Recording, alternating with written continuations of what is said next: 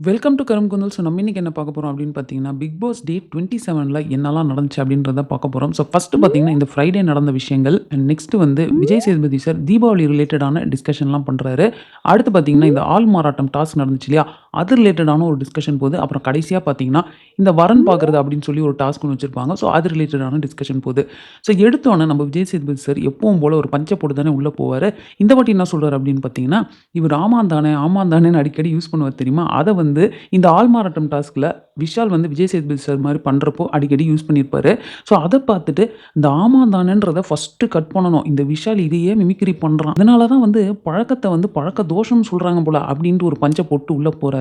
So Deepak, Sathya, Vishal இவங்கலாம் வந்து வெள்ளிக்கிழமை உட்காந்து பேசிக்கிட்டு இருக்காங்க. ஜாக்லின் பார்த்தீங்கன்னா ஒரு மாரியா பண்ணுது. குரூப்ல பேசுறப்போலாம் ரொம்ப ஆடா இருக்கு. வெளிய பார்க்குறவங்களுக்கு அது நல்லாவே தெரியும். மூஞ்சில ஒரு மாதிரியான ரியாக்ஷன் குடுக்குது. இதுக்கு முன்னாடி ஜாக்லின் தான் சொல்லியிருப்பான், "அன்ஷிதா என்ன எப்ப பாரு சைலன்ட்டா இருக்கா. ஒண்ணுமே கன்டென்ட்டே குடுக்குறதில்ல" அப்டின்ட்டு. ஆனா இவங்க மட்டும் அன்ஷிதா கேரக்டர ப்ளே பண்றப்போ லப லப லப லபன்னு கத்திக்கிட்டே இருந்தாங்க. அடுத்து தீபக் என்ன சொல்றாருன்னு பார்த்தீங்கன்னா, "பொண்ணுங்க ஒண்ணா இருக்கிற மாரி தான் இருக்கு. ஆனா எப்படி கலாய்ச்சிட்டாங்க பாத்தியா அந்த டாஸ்க்ல. அதெல்லாம் சும்மா உள்ள பார்த்தா எல்லாம் வேற மாரி இருக்கு" அப்படின்னு விஷால் சொல்றாரு. இந்த குரூப்பிசம் அப்படின்னு சொல்லிட்டு போன வீக்கெண்ட் சொன்னாங்க தெரியுமா? அதுக்கப்புறம் பாருங்க தர்ஷிகா, பவித்ரா இவங்கலாம் இன்னும் ஒண்ணா தான் இருக்காங்க. ஆனா ஜாக்லின் மட்டும் தனியா கலண்டு வந்துச்சு பார்த்தீங்களா? அவங்களுக்கு ஒரு குற்ற உணர்ச்சி இருந்தா தானே அத விட்டு வெளில வருவாங்க. மத்தவங்கலாம் நார்மலா இருக்காங்க. அப்ப இவங்க மட்டும் அந்த குரூப்லேருந்து கழண்டு வந்தாங்கன்னா என்ன அர்த்தம்? நெக்ஸ்ட் பார்த்தீங்கன்னா, சௌந்தர்யா வந்து விஷால்ட்ட வந்து கேர்ல்ஸ் டீம் பத்தி என்ன நினைக்கிறீங்க? அப்படின்னு சொல்லி கேட்டிருக்காங்க. ஏன்னா 1 வீக் இவரு கேர்ல்ஸ் டீமோட இருந்தார் இல்லையா? அத சொன்னோனே சத்யா சொல்றாரு, "அவ என்ன எல்லார்ட்டயும் போயிட்டு ரிவ்யூ கேட்டுக்கிட்டு இருக்கா? என்கிட்ட கூட வந்து இந்த மாதிரி நமக்குள்ள ஒரு சிச்சுவேஷன கிரியேட் பண்ணி எல்லாரோட ரியல் கேரக்டரும் வெளிய கொண்டு வரலாம்." அப்படின்ற மாரிலாம் அவ சொன்னா. ஓ! இவங்க என்ன மினி ரவி சாரா? வாழ்க்கையிலயே இன்ட்ரெஸ்ட் இல்லாத பெர்சன வச்சு எப்படி பிளான் பண்றது? அவகிட்ட டைரக்ட் நாமினேஷன் இருக்கு. அதுக்காக நம்மலாம் சேர்ந்து அவகிட்ட தாஜா பண்ணுவோம் அப்படின்னு அவ நினைச்சிட்டு இருக்கா அப்படின்றாங்க. அடுத்து பார்த்தீங்கன்னா, ஜெஃப்ரிய சொல்றாங்க. அவன் தான் எப்ப பாரு இங்க, அங்கன்னு போய் பேசிக்கிட்டே இருக்கான். அதுவும் இல்லாம இவங்க இந்த குரூப்பிசம் அதெல்லாம் சொன்னாங்க தெரியுமா? சௌந்தர்யா வந்து ஜெஃப்ரிட்ட எல்லாத்தையும் ஷேர் பண்ணியிருப்பா தானே! அதுக்கு எல்லாத்துக்குமே ஜெஃப்ரி ரியாக்ட் பண்ணிக்கிட்டு தானே இருக்கான். ஸோ இதுதான் சொல்றேன். இதெல்லாம் தப்பா போகும். இந்த மாரி பண்ணாதன்னு. ஆனா அவன் மட்டும் கேட்கவே மாட்றானே! அப்படின்றாங்க. அடுத்து பார்த்தீங்கன்னா, இந்த இன்விசிபிள் டாஸ்க் இருக்கு இல்லையா? அது வந்து முடிஞ்சிருச்சு அப்படின்னு சொல்லி பிக் பாஸ் அனௌன்ஸ் பண்றாரு. எனக்கு என்னடான்னா, இவங்க இன்விசிபிள் டாஸ்க் என்ன சொன்னாங்க? அங்க இருக்கிற பிக் பாஸ் கண்டஸ்டன்ட்ஸ் கண்ணுக்கு அவங்க 2 பேரும் தெரிய மாட்டாங்கன்னாங்க.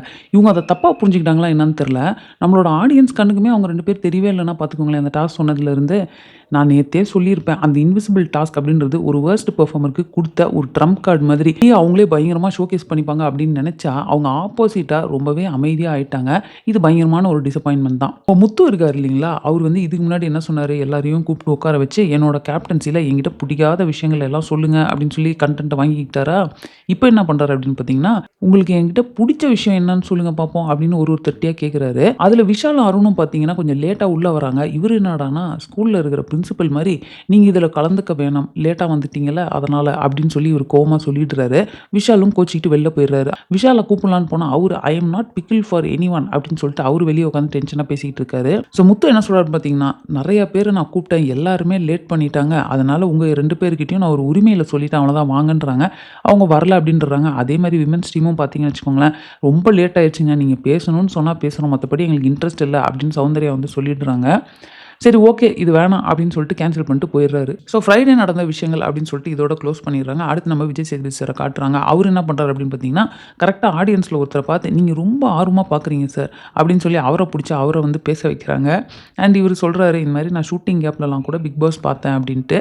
ஸோ இந்த வாரம் இந்த தீபாவளி செலிப்ரேஷன் அதெல்லாம் எப்படி இருந்துச்சு அப்படின்னு சொல்லிட்டு ஆரம்பிக்கிறாங்க. ஸோ ஃபர்ஸ்ட்டு ஜெஃப்ரிய கூப்பிடுறாங்க. அவரு எந்திரிச்சு நின்னோனே பார்த்தீங்கன்னா, இந்த பக்கம் ஆடியன்ஸ்லாம் பயங்கரமான ஒரு சவுண்ட் ஒண்ணு குடுக்குறாங்க. "உன் பேர சொன்னா சத்தம் அதிகமா இருக்குது சார்" அப்படி. ஸோ வீட்லருந்து நீங்க அந்த லெட்டர் வந்தோனே அத படிச்சுட்டு, "நான் வரணும்னு வெளிய இருந்தா சொல்லுங்க மம்மி. எனக்கு இன்னொரு ஒரு லெட்டர் போடுங்க. நான் வந்துடுறேன்" அப்படின்னு சொல்லிட்டு நீங்க எல்லாத்தையும் மறந்துட்டு நீங்க சொன்னது வந்து எனக்கு ரொம்ப புடிச்சிருந்தது அப்படின்றாரு.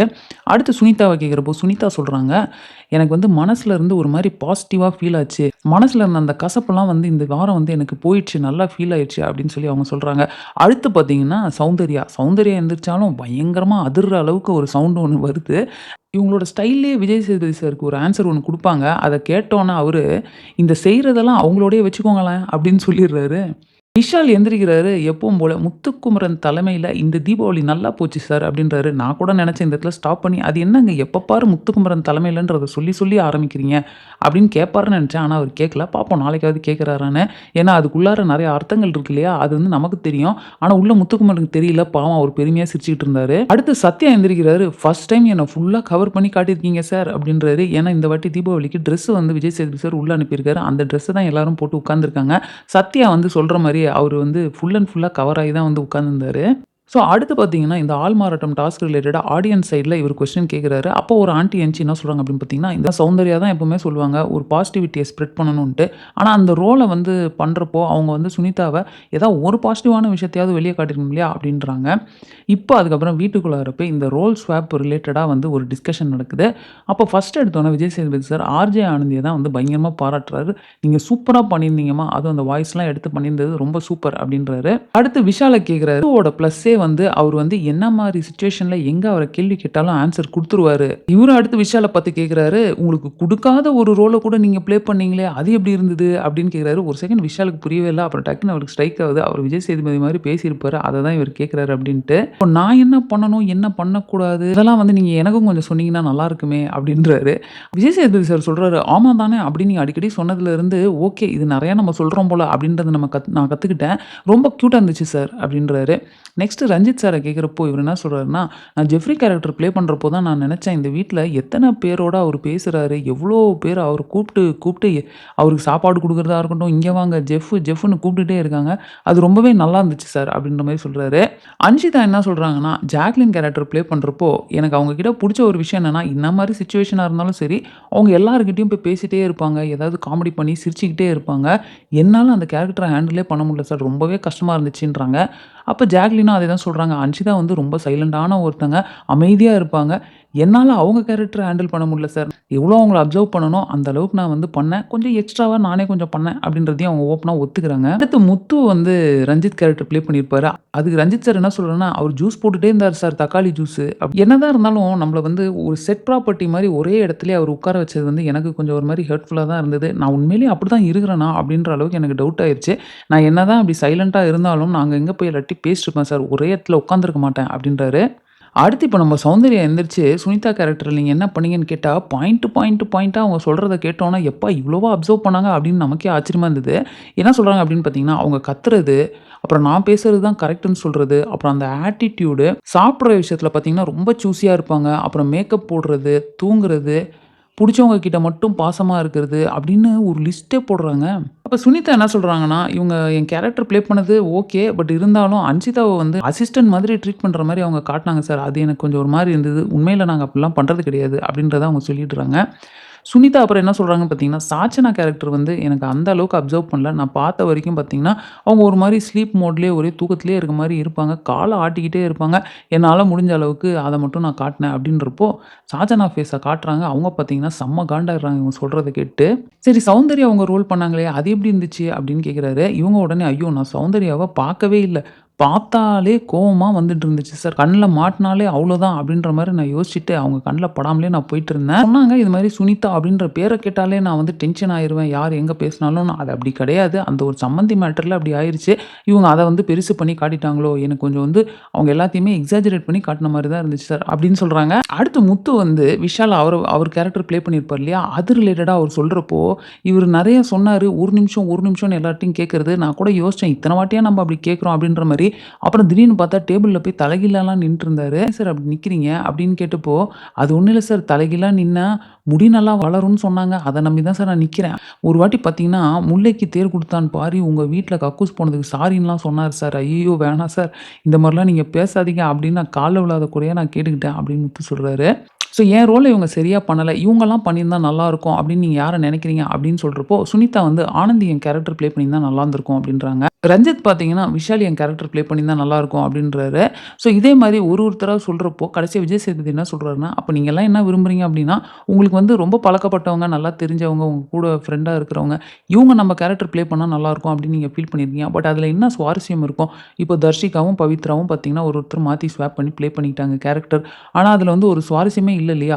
இந்த மாதிரி ஆப்போசிட்டா இருக்கிற ஒருத்தவங்க உங்க கேரக்டர் ப்ளே பண்றப்போ தான், அதில இருக்கிற நெறைய நெகட்டிவ்ஸ்லாம் வெளிய தெரிய வரும். கரெக்ட்டா? அப்படின்ற மாரி கேட்கிறாரு. அப்ப ஜாக்லின் எந்திரிச்சு ஒரு சூப்பரான பாயிண்ட் ஒண்ணு சொல்றாங்க. என்ன அப்டின்னா, "அன்ஷிதா என்ன மாரி கத்துறதோ, நெறைய விஷயங்கள் பண்றதோ ஃபர்ஸ்ட்டு எனக்கு பார்க்கறதுக்கு கோவமா தான் இருந்துச்சு.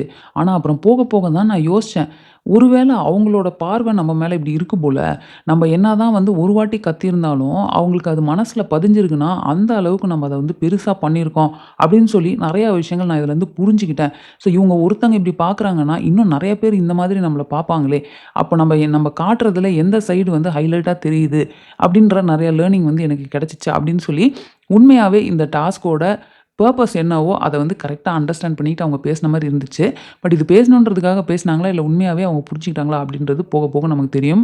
இப்ப கடைசியா பார்த்தீங்கன்னா, இந்த வரன் பார்க்குறது அப்படின்னு சொல்லி ஒரு டாஸ்க் இருந்திருக்கும். ஸோ அது ரிலேட்டடா எல்லார்கிட்டயும் கேட்குறாரு. ஸோ அப்போ வந்து ஜாக்லின் ஃபர்ஸ்ட் எடுத்தோனே என்ன சொல்றாங்கன்னா, "சார் ஜன்மத்துக்கு எனக்கு கல்யாணமே ஆகாத மாரி பேசிட்டாங்க சார். தீபக்க கூப்பிட்டுருந்தாங்கன்னா கூட கொஞ்சம் நல்லா பேசியிருந்திருப்பாருன்னு நெனைக்கிறேன். நடுவுலலாம் டேய் என்னை விடுங்கடா, எல்லாத்தையும் தூக்கி போட்டு எங்கேயாவது போயிரலாமா?" அப்படின்ற அளவுக்கு எனக்கு இருந்துச்சு.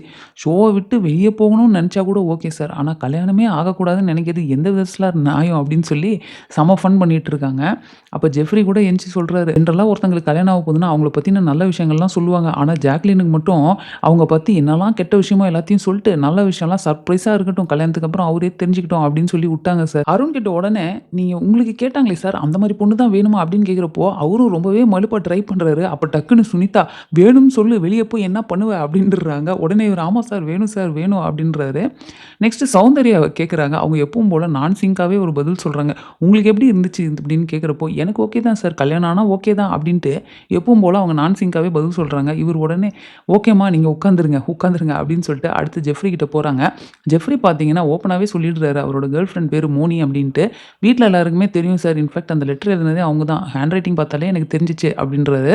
"இத அப்படியே அவங்க அம்மாக்கு கொஞ்சம் போட்டு காட்டுனீங்கன்னா, அவங்க சந்தோஷப்படுவாங்க. திட்டியே தீர்த்துருவாங்க எப்பவுமே." அப்படின்றதையும் சொல்லிடுறாரு. விஜய் சேதுபதி சாரும், "அப்பா இந்த ஜெனரேஷன்ல எல்லாருமே கொஞ்சம் நல்லா அட்வான்ஸ்டா தான் இருக்கிறாங்க." அப்படின்னு சொல்லிட்டு, அடுத்து பார்த்தீங்கன்னா, இந்த நாமினேஷன் ஃப்ரீ பாஸ்க்கான டாஸ்க் ரிலேட்டடா பேசுறாரு. இதோட வந்து பெண்கள் தான் திரும்ப திரும்ப அந்த நாமினேஷன் ஃப்ரீ பாஸ வாங்குறாங்க. இதுக்கு என்ன காரணமா இருக்கும்னு நினைக்கிறீங்க? அப்படின்றப்போ விஷால் ஆண்கள் சைட்லேருந்து எந்திரிக்கிறாரு. அவரு சொல்றாரு, "பாய்ஸ் வந்து பிசிக்கல் டாஸ்க்னா ஓகே." அப்படின்னு சொல்லிட்டு பயங்கர ஃபயரா இறங்கிடுறாங்க. ஆனா இந்த பிரெயின் கேம் அப்படின்னு விளையாடுறப்போ, அது வந்து யோசிக்காம டென்ஷன்ல வந்து ஏதேதோ நெறைய மிஸ் பண்ணிடுறாங்க. கேர்ல்ஸ் வந்து ரொம்ப ஷார்ப்பா விளையாடுறாங்க சார். ஸோ இது முடிச்சதுக்கு அப்புறமா ஃபைனலா விஜய் சேதுபதி சார் ஷோவ கம்ப்ளீட் பண்றதுக்கு முன்னாடி ஒரு வார்த்தை ஒண்ணு சொல்றாரு. என்னன்னு கேட்டா, "போனஸ் இந்த வாட்டி உங்களுக்கு 2 போனஸோட நான் சந்திக்கிறேன்." அப்படின்றாரு. டபுள்ல 1 உங்களுக்கு, இன்னொன்னு அவங்களுக்குன்றாரு. ஸோ இது சொல்றத வச்சு பார்த்தா, ஒரு வைல்ட் கார்ட் என்ட்ரிய உள்ள அனுப்பிட்டு, ஒருத்தர வெளிய எலிமினேட் பண்ணி அனுப்ப போறாங்க அப்படின்றது தான் நான் நெனைக்கிறேன். இல்ல இது டபுள் எவிக்ஷனா இருக்குமா? நீங்க என்ன நெனைக்கிறீங்க? அப்படின்றத கமெண்ட்ல போடுங்க. ஸோ இதோட இந்த டே 27ல நடந்த எல்லா விஷயங்களையும் நம்ம பார்த்துட்டோம். வைல்ட் கார்ட்ல பார்த்தீங்கன்னா, டிஎஸ்கே உள்ள வரப்போறாரு அப்படின்ட்டு பயங்கரமான ஒரு நியூஸ் இருக்கு. ஸோ நீங்க என்ன நெனைக்கிறீங்க? உங்களுக்கு தெரிஞ்சு வேற யாராவது வைல்ட் கார்ட் கண்டஸ்டன்ட்டா உள்ள வருவாங்களா? அப்படின்றத மறக்காம கமெண்ட்ல போடுங்க. ஸோ அவ்வளோதான் இந்த வீடியோ நான் இதோட ஃபினிஷ் பண்ணிக்கிறேன். இந்த வீடியோ உங்களுக்கு பிடிச்சிருந்தா லைக் பண்ணுங்க. உங்க ஃப்ரெண்ட்ஸ் எல்லார்ட்டயுமே ஷேர் பண்ணுங்க. அண்ட் மிஸ் பண்ணாம சேனல சப்ஸ்கிரைப் பண்ணி என்ன சப்போர்ட் பண்ணுங்க. நெக்ஸ்ட் ஒரு இன்ட்ரஸ்டிங்கான வீடியோல உங்கள மீட் பண்றேன். அதுவரைக்கும் தேங்க்ஸ் ஃபார் வாட்சிங். Bye by.